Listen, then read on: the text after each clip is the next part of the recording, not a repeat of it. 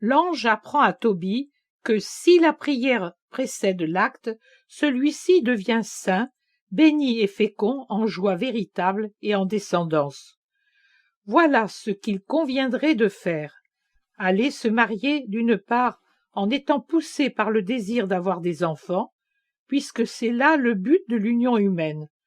Tout autre but est un péché qui déshonore l'homme comme être raisonnable et blesse l'esprit, temple de Dieu, qui s'enfuit avec indignation. D'autre part, en gardant Dieu à l'esprit à tout moment. Dieu n'est pas un garde-chiourme oppressif.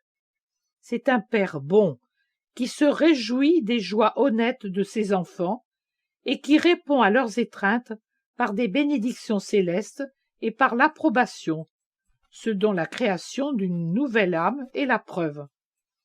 Mais qui comprendra cette page? Comme si j'avais parlé la langue d'une planète inconnue, vous la lirez sans en goûter la sainte saveur. Elle vous semblera être du ressassé. Or, c'est la doctrine céleste. Vous la tournerez en dérision, vous les savants du moment. Mais vous ne savez pas que Satan rit de votre stupidité, lui qui a réussi, grâce à votre manque de continence, grâce à votre bestialité, à tourner à votre condamnation ce que Dieu avait créé pour votre bien.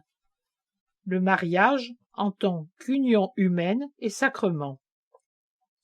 Je vous répète les mots de Tobie à sa femme pour que vous vous en souveniez et que vous vous comportiez en conséquence, si toutefois un reste de dignité humaine survit en vous et vous le permet. Nous sommes enfants de saints, et nous ne pouvons nous unir comme les païens qui ne connaissent pas Dieu. Quelle soit votre règle de conduite, car même si vous êtes nés là où la sainteté était déjà morte, le baptême a fait de vous des enfants de Dieu, du Saint des Saints, de sorte que vous pouvez toujours affirmer que vous êtes enfants de saints, et vous y conformer. Vous aurez alors une descendance dans laquelle le nom du Seigneur sera béni, et l'on vivra conformément à sa loi.